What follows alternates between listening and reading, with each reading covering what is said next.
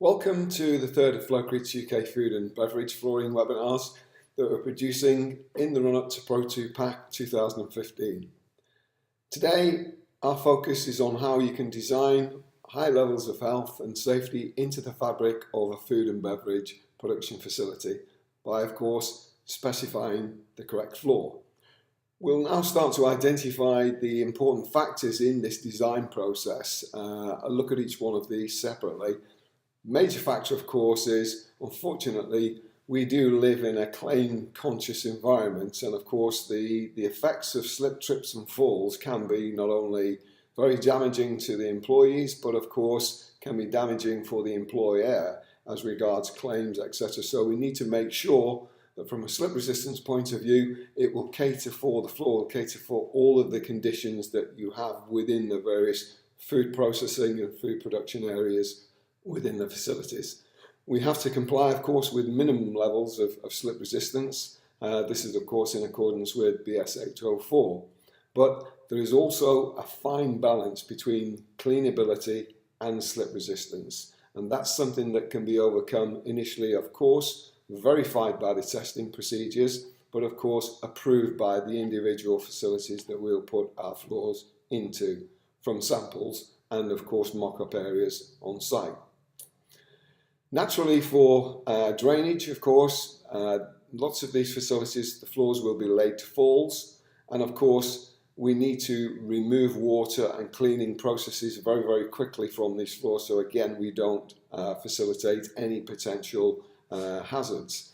That's all part and parcel of the package, but of course the floor is going to be also want to withstand a rigorous cleaning regimes, which will of course include harsh chemicals, hot water washes, and of course mechanical scrubber drying in some instances. So it's vitally important, of course, that a seamless and impervious finish will be provided and therefore is easier to clean and of course maintain.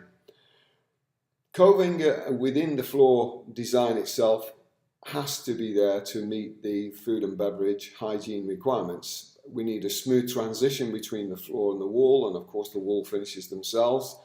And it's also something that we can incorporate into the coating to put, of course, the antimicrobial elements of the product in the whole of the floor makeup.